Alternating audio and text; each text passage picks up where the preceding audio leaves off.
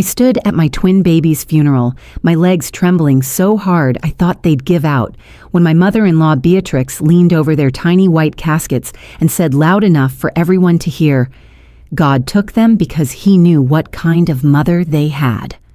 The words hit me like physical blows, each one stealing more air from my lungs. My name is Cordelia Mitchell, but everyone calls me Cora, and 3 days ago I found my 3-month-old twins, Finnegan and Beckham, dead in their cribs. The funeral parlor in Columbus, Ohio was packed with relatives who'd come to mourn my boys. But instead of comfort, I heard whispers of agreement rippling through the pews after Beatrix's cruel declaration.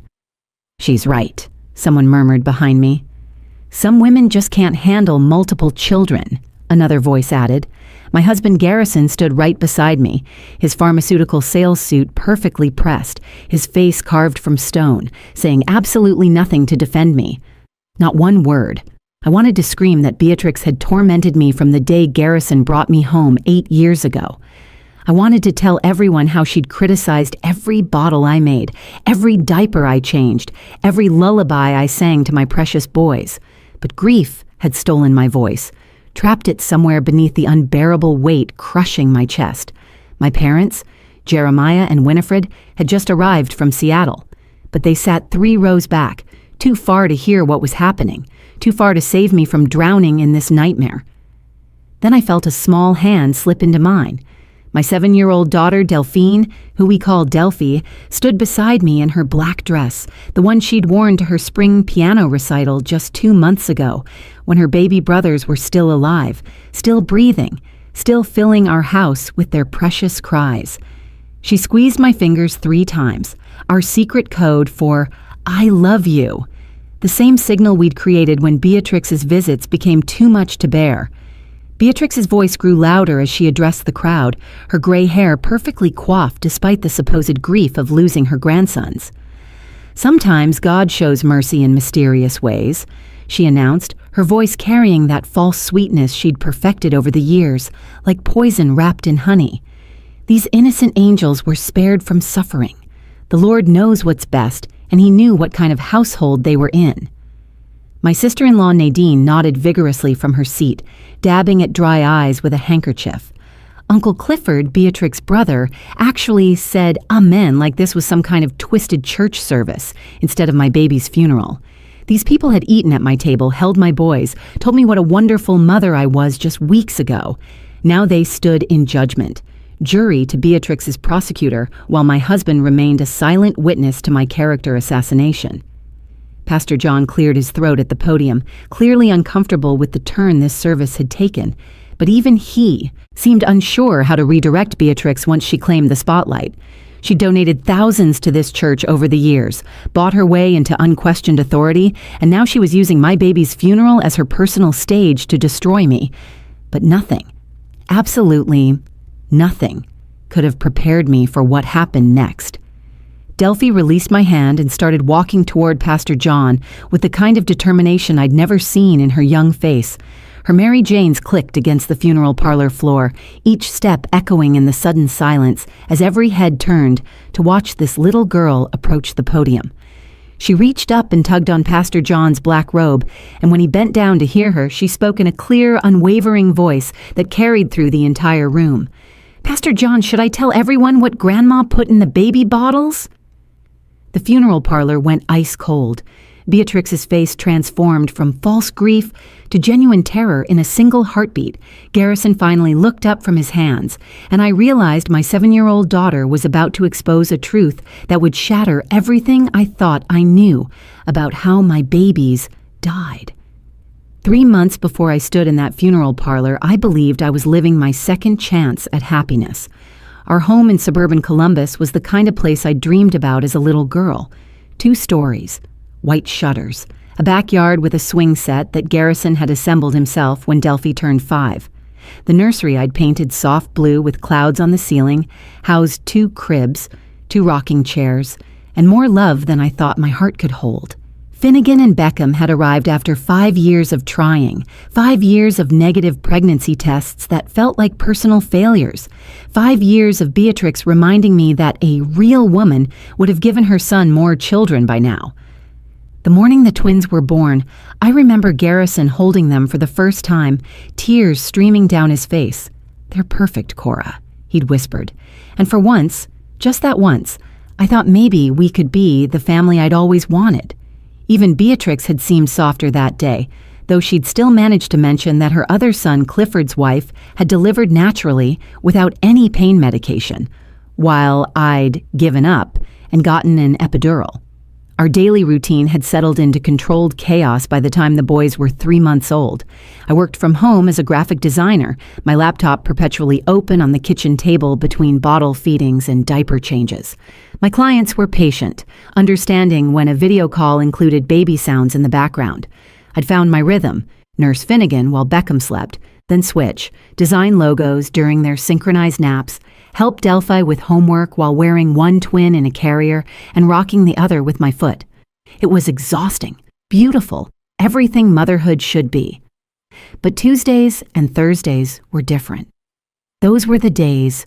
Garrison traveled for his pharmaceutical sales job, visiting doctors' offices across Ohio and Kentucky, leaving early morning and returning late at night. Those were also the days Beatrix insisted on helping with the twins. "You can't possibly manage 3 children alone," she'd announced when the boys were just 2 weeks old, standing in my living room like she owned it. "I raised 3 boys myself. I know what I'm doing. You need to accept help, Cordelia." Garrison had agreed immediately. "Mom's right, honey. You look exhausted. Let her help while I'm gone." The first time she came over, I found her rearranging my entire kitchen.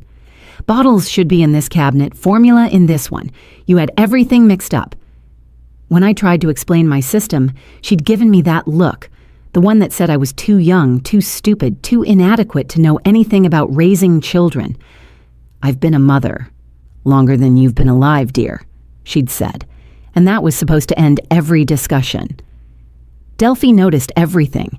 She was 7, but carried herself like someone much older, probably because she'd learned to read the tension in our house like other kids read picture books. She'd started making excuses to stay home from school on Tuesdays and Thursdays, mysterious stomach aches that disappeared the moment Beatrix's Lexus pulled out of our driveway. "Mommy, why does Grandma make you sad?" she'd asked one Thursday evening as I tucked her into bed, the twins finally asleep after a particularly fussy day. "Grandma doesn't make me sad, sweetheart," I'd lied, smoothing her dark hair. "Sometimes grown-ups just have different ideas about things. She said you don't burp the babies right, but I watched you and the nurse at the hospital, and you do it exactly the same way the nurse showed you." My daughter saw everything, remembered everything. I should have listened to what she was trying to tell me. The weeks passed in a blur of feedings and criticism. Beatrix would arrive at 8 sharp every Tuesday and Thursday, letting herself in with the key Garrison had given her despite my protests. "The formula you're using isn't the best one," she'd announce. "These babies cry too much. You're not putting them on a proper schedule. Why is this house such a mess?" In my day, mothers didn't complain about being tired.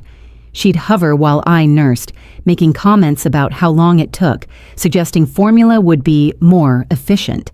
She'd reorganize the twins' dresser, refold their blankets, check the temperature of their bottles, even after I'd tested them myself. Nothing I did met her standards. Nothing ever had.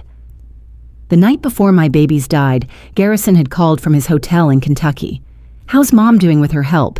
he'd asked. Not how was I doing, not how were the boys. "Your mother's fine," I'd answered, because what else could I say? That his mother was slowly eroding my confidence, my sanity, my sense of myself as a mother? He'd already chosen his side years ago, and it wasn't mine. If only I'd known that would be our last normal conversation. If only I'd paid attention to the growing dread I felt every time Beatrix walked through my door. If only I'd listened to my daughter's watchful silence and 2 knowing eyes. Thursday morning arrived with unusual silence. My body clock, trained by 3 months of 5 a.m. feeding cries, woke me at 4:47. I lay there waiting for Finnegan's hungry whimper or Beckham's distinctive grunt that meant he needed a diaper change. Nothing came. The baby monitor on my nightstand showed 2 still forms in their cribs. They must be having their first good sleep, I thought, pulling my robe around me as I padded down the hall to check on them. The nursery door was slightly open, exactly how I'd left it. Morning light filtered through the cloud-patterned curtains I'd sewn while pregnant. I approached Finnegan's crib first and my world stopped. His tiny chest wasn't moving. His perfect lips were blue. I grabbed him, his body cold and stiff against my chest, and screamed. The sound that came out of me wasn't human. It was the sound of a soul tearing in half. Garrison burst through the door, took one look, and ran to Beckham's crib. "No, no, no, no!" he chanted, lifting our other son, trying infant CPR while I called 911, my fingers barely able to hit the right numbers. The operator's calm voice asked questions I couldn't process. Are they breathing? When did you last see them alive? How old are the babies? The paramedics arrived in 6 minutes that felt like 6 years. They worked on my boys with professional efficiency, but I saw the look they exchanged, that look that said they were performing procedures for our benefit, not because there was hope. They pronounced both boys dead at 5:23 a.m. Sudden infant death syndrome, they said initially. 2 babies at once was rare, but not impossible. Sometimes with twins, when one stops breathing, the other follows. Beatrix arrived at our house within an hour, even though no one had called her. I had a feeling something was wrong, she announced, pushing past me to get to Garrison, who sat at the kitchen table staring at nothing. She wrapped her arms around her son while I stood there like a stranger in my own home. My poor boy, she cooed to him. My poor, poor boy. Not our poor boys, not my poor grandsons. Her poor boy, singular, as if he was the only one who'd lost something. The next 3 days blurred together in a haze of arrangements I wasn't allowed to make. Beatrix took over everything, bringing her sister Nadine and brother Clifford as reinforcement. They descended on our house like carrion birds, picking through decisions that should have been mine and Garrison's alone. White caskets are too expensive for infants, Beatrix declared at the funeral home. The wooden ones are more practical. Practical? I'd found my voice for a moment. We're burying my babies, not buying furniture. Our babies, Garrison had corrected quietly, the only thing he'd said in hours. Of course, Beatrix had interjected smoothly, but Cordelia, dear, you're not thinking clearly. Let those of us with clearer heads make these decisions. The extended family began arriving Tuesday evening. Each one received Beatrix's version of events before they even saw me. I watched from my bedroom window as she met them in the driveway, talking animatedly, gesturing toward the house, shaking her head sadly. By the time they came inside, their eyes held suspicion instead of sympathy. How does this happen to both babies? Garrison's cousin Renee asked, not quite meeting my eyes. Were they sick? They were perfect, I said, healthy. Their 2-month checkup was perfect. Sometimes mothers miss signs, Beatrix interrupted. Cordelia's been overwhelmed. I tried to help, but she insisted on doing everything herself.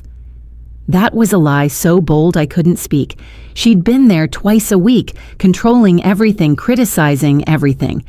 My voice died in my throat when I saw Garrison nodding along with his mother's narrative. My parents arrived Wednesday night, having driven straight through from Seattle. My father Jeremiah took one look at the dynamics in the house and pulled me aside. What's happening here, Cora? Why is that woman treating you like a suspect instead of a grieving mother? She's always hated me, Dad, but now she has an audience. My mother Winifred was more direct. She confronted Beatrix in the kitchen. My daughter just lost her children. How dare you make implications? I'm not implying anything, Beatrix replied with practiced innocence. But 2 healthy babies don't just die. The authorities will investigate as they should. Delphi hadn't left my side except to sleep. She watched everything with those sharp eyes, especially her grandmother. On Wednesday night, I found her sitting on her bedroom floor with her journal, writing furiously. What are you writing, baby? She looked up at me with tears in her eyes. Things I want to remember about Finn and Beck, and other stuff. What other stuff? She closed the journal carefully. Just stuff I notice, like how Grandma Beatrix pretends to cry but her eyes are never wet, and how Daddy won't look at you, and how Uncle Clifford and Aunt Nadine believe everything Grandma says even though they weren't here. I held my daughter close, this child who saw truth while adults chose blindness. Sometimes people see what they want to see, sweetheart. But that's not right, she whispered into my shoulder. Not when Finn and Beck are dead. The truth matters more now, doesn't it? The funeral service began at 10 o'clock sharp on a gray Wednesday morning that matched the color of my heart. I sat in the front row of the Morrison funeral home, my black dress hanging loose on a body that had forgotten how to eat. Garrison sat beside me, but the 6 inches between us might as well have been 6 miles. He hadn't touched me once since we'd found the boys.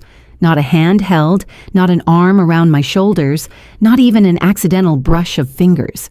His grief had built a wall between us, brick by brick, mortared with his mother's poisonous words. Pastor John stood at the podium, his kind face creased with genuine sorrow. He'd baptized the twins just 6 weeks ago, sprinkling holy water on their perfect heads while they'd squirmed in their white christening gowns. Now those same gowns dressed them for burial, and I couldn't reconcile the memory with the reality. We gather today to celebrate the brief but precious lives of Finnegan and Beckham Mitchell, Pastor John began, but Beatrix was already standing up from her place in the front row across the aisle. Pastor, may I say something first? She didn't wait for permission, just walked to the podium with the confidence of someone who'd never been denied anything. Pastor John stepped aside, looking uncomfortable but too polite to refuse a grieving grandmother. Beatrix adjusted the microphone with theatrical precision. She wore a black suit that probably cost more than our monthly mortgage, her pearl necklace catching the light from the stained glass windows. She dabbed at her eyes with a handkerchief, though I could see from my angle that they were perfectly dry. My grandsons were angels, she began, her voice carrying that special tone she reserved for public performances. 3 months of life, barely enough time to know this world, but perhaps that was God's mercy. The congregation murmured sympathetically. I felt Delphi tense beside me, her small hand gripping mine. You see, Beatrix continued, sometimes the Lord, in his infinite wisdom, removes innocent souls from situations that would damage their purity. He sees all, knows all. He knows which households are houses of love and which are houses of chaos. He knows which mothers are equipped for the sacred duty of raising children and which are overwhelmed by their own inadequacies. My mother gasped audibly from the third row. My father started to stand, but I turned and shook my head slightly. Making a scene would only feed Beatrix's narrative that I came from an unstable family. I tried to help. Beatrix's voice grew stronger, more confident as she found her rhythm. Every Tuesday and Thursday, I came to that house to provide the structure and knowledge that experience brings. But some people are too proud to accept wisdom, too stubborn to admit they're drowning.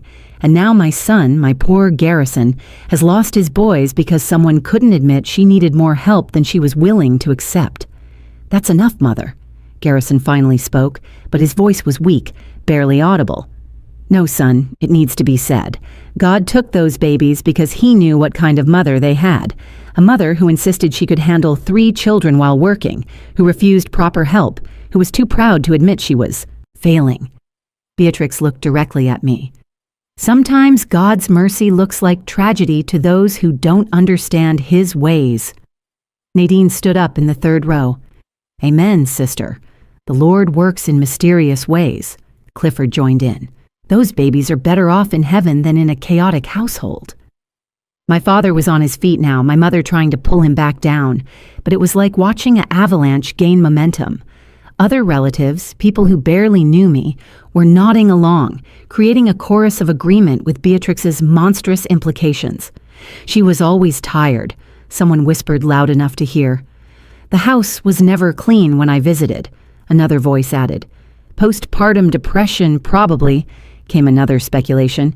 Each word was a nail in the coffin of my character, delivered at my baby's actual coffins. I wanted to stand, to scream that Beatrix had tormented me for years, that she'd undermined every moment of my motherhood, that she'd made me question every decision I'd ever made. but my voice was trapped beneath the crushing weight of grief and injustice.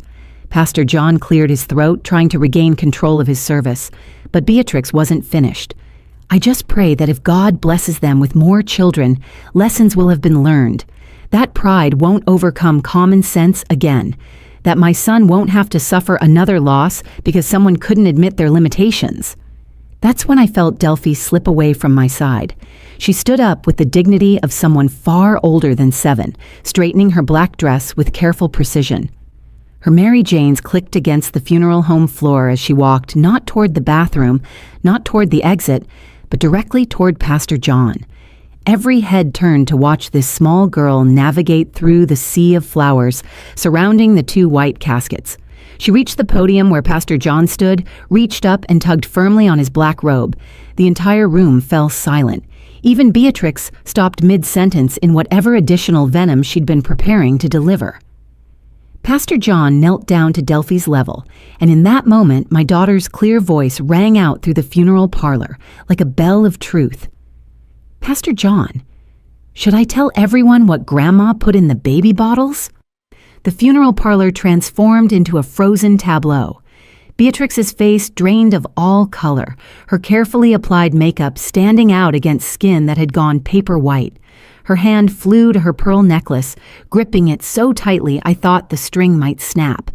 Garrison shot up from his seat beside me, his mouth opening and closing like a fish gasping for air.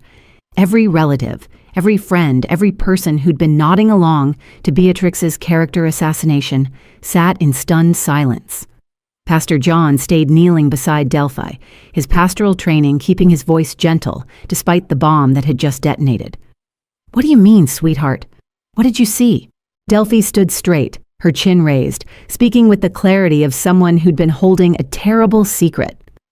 "Last Tuesday, I was thirsty after breakfast. I went to get my juice box from the kitchen.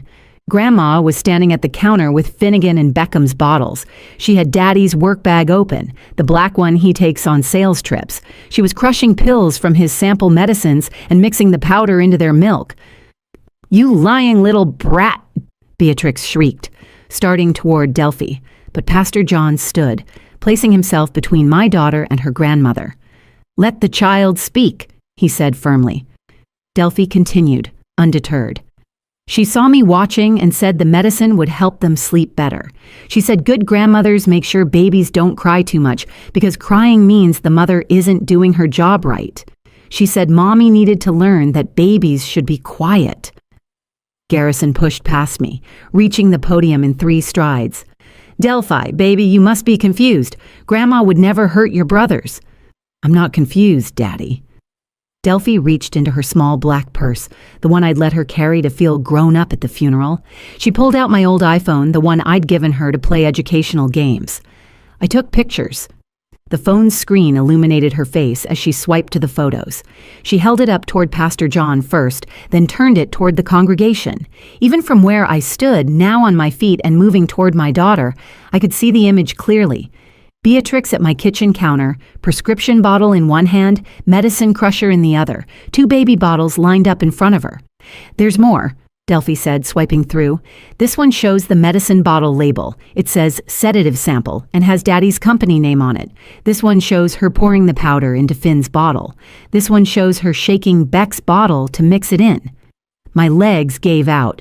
I would have hit the floor if my father hadn't caught me, having rushed forward from his seat. My mother was already on her phone with 911, her voice urgent but controlled. Garrison stood frozen, staring at the phone in his daughter's hands like it was showing him the end of the world. Beatrix's carefully constructed composure shattered completely. Those were just mild sedatives. Babies need to sleep. She never let them cry it out properly. I was helping. I was being a good grandmother. "You drugged my babies?" The voice that came out of me didn't sound like mine. It was primal, savage, the sound of a mother bear whose cubs had been threatened. "You put sedatives in my 3-month-old baby's bottles? They needed to sleep through the night. You were making them soft with all that coddling, rushing to them every time they made a sound." Beatrix's mask had completely fallen away, revealing the monster beneath. My boys never cried like that because I knew how to make them sleep properly.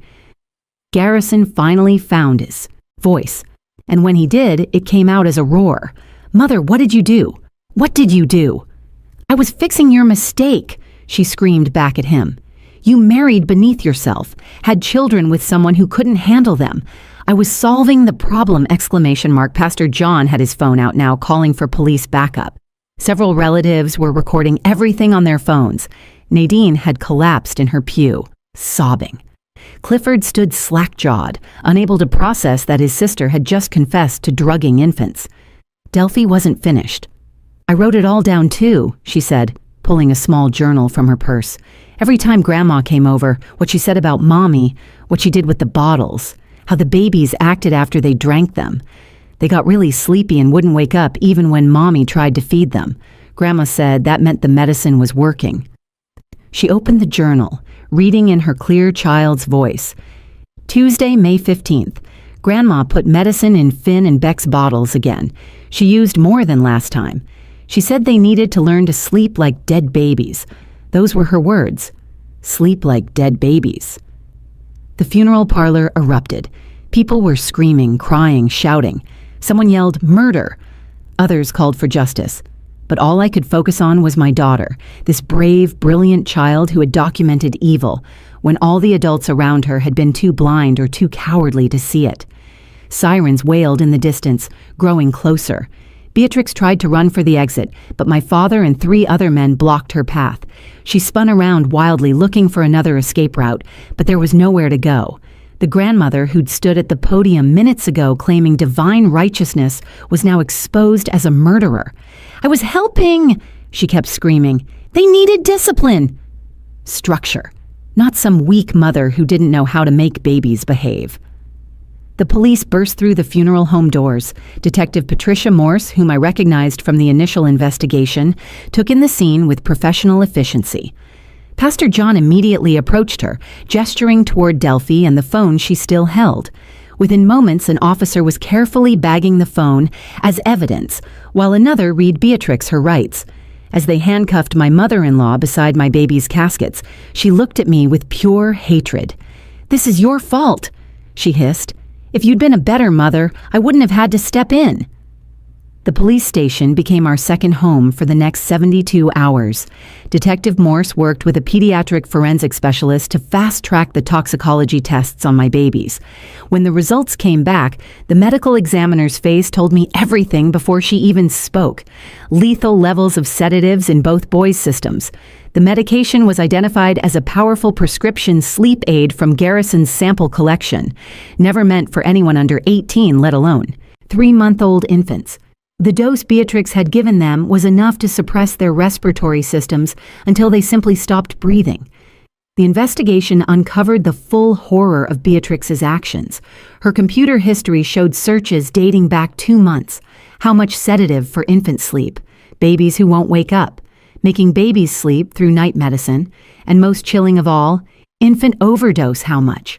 She'd been planning this, escalating the doses gradually. The Tuesday before their death, she'd given them 5 times the amount she'd started with. Garrison's world collapsed completely. He sat in our living room the day after the funeral, holding the twins' baptism photo, sobbing in a way I'd never seen a grown man cry. "I gave her access to my samples," he kept saying. "I gave her the key to our house. I told you to let her help. I killed our sons." "Your mother killed our sons," I corrected him, but I couldn't bring myself to comfort him. He'd chosen her over me for 8 years. He'd stood silent while she destroyed me piece by piece. His complicity had created the environment where she felt empowered to do the unthinkable. The trial moved quickly. Beatrix's lawyer tried to claim diminished capacity, that she'd only intended to help them sleep, not kill them. But Delphi's testimony destroyed that defense. My 7-year-old daughter sat in that witness chair, speaking clearly into the microphone, reading from her journal. Every date, every incident, every cruel word about me, every time she'd seen Grandma with the bottles. "May 8th, Delphi read. "Grandma said Mommy was too stupid to know that babies need discipline. She said, when Daddy divorces Mommy, she'll raise us right." May 13th. Grandma put medicine in the bottles and told me it was vitamins, but I know what vitamins look like, and this wasn't vitamins. May 20th, the last day, Grandma said the babies would sleep so hard tonight that nothing would wake them.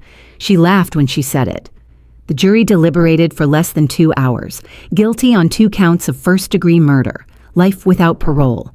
When they read the verdict, Beatrix screamed that we'd all ruined her life, that she'd only been trying to help, that I was the real murderer for being such a bad mother that she had to intervene. The court officers dragged her away, still screaming, still blaming everyone but herself. Garrison filed for divorce 2 weeks after the trial, not because he blamed me, but because he couldn't look at me without seeing his failure. Every time I see you, I remember that I stood silent while she tortured you. I chose her over you, over our family, over our boys' safety. I don't deserve forgiveness. He was right. He didn't. He moved to California, sends checks, video calls with Delphi twice a week, but we both know he's running from ghosts that will follow him forever. 6 months later, Delphi and I stood in our new apartment in Seattle, just 10 minutes from my parents. Smaller than our house in Columbus, but free from memories that haunted every corner. We'd brought only what mattered, photos of the boys, Delphi's books and journals, and 2 teddy bears that still smelled faintly of Finnegan and Beckham. My daughter was in therapy, processing the weight of being the truth teller, the one who exposed a monster when adults failed. Dr. Chen told me Delphi had saved not just future victims, but possibly me. Children who document abuse often do so because they sense danger, others ignore. Your daughter knew something terrible was happening long before it reached its conclusion. "Mom," Delphi said one evening as we ate dinner at our small kitchen table, "do you think Finn and Beck know I tried to protect them?" "I think they know you did protect them, baby. You got them justice. You made sure the truth came out." "But I should have told you about the bottles sooner." I pulled her into my lap, this child who'd carried such a terrible burden. "Listen to me. You're 7 years old. It was never your job to protect your brothers from their grandmother. That was the adult's job. And we failed. You did more than anyone could ever expect from someone your age. You're the bravest person I know." She leaned against me and we sat quietly, 2 survivors of a horror that should never have happened. Outside, Seattle rain tapped against our windows, washing the world clean. We couldn't bring back Finnegan and Beckham, but their sister had ensured their deaths meant something. She'd exposed not just one monster, but the enablers who stood by and let monsters thrive. A year later, I started speaking at conferences about family violence and coercive control. I tell parents to listen to their children, really listen, because kids see what adults choose to ignore. I tell them about red flags, partners who won't defend them, in-laws who undermine their parenting, anyone who suggests drugging children to make them easier. I tell them about my boys, who would be toddling around now, learning words, giving sticky kisses. If I'd been brave enough to stand up to Beatrix sooner, if Garrison had chosen his family over his mother, if any of the relatives who claimed to love us had questioned why a grandmother needed such control. But mostly, I tell them about Delphi, the 7-year-old who watched, documented, and waited for the right moment to reveal the truth, who understood that sometimes adults need children to show them what they refuse to see, who saved future babies from a woman who believed control mattered more than life itself. The last time I visited the boys' graves, Delphi had left a note she'd written, "Dear Finn and Beck, I'm in 4th grade now. I still write everything down. Important things that people should remember, like how you both smiled in your sleep and how you smelled like baby powder and milk. Grandma Beatrix can't hurt anyone anymore. I made sure. Love, your big sister who sees everything." That's the legacy my boys left behind, not just as victims, but as the reason their sister's voice was finally heard. They didn't die in vain. They died because evil wore a grandmother's mask and no one thought to look beneath it. No one except a 7-year-old girl who knew that sometimes the smallest voices carry the biggest truths. If this story resonates with you, if you've ever been silenced by family dynamics or ignored when you tried to speak up, please share this video. Your share might reach someone who needs to hear that their instincts are valid, that documentation matters, that children see truth adults deny.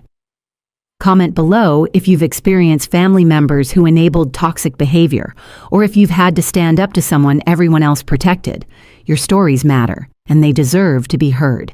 And if you haven't already, please subscribe to this channel. We share real stories that expose uncomfortable truths, stories that might save lives by showing the warning signs others missed. Hit that notification bell so you don't miss our next story, because every view, every share, every comment helps us reach people who need to know they're not alone in seeing what others refuse to acknowledge. Thank you for listening to Finn and Beck's story. Thank you for honoring their memory. And thank you for being the kind of person who won't stand silent when truth needs to be spoken.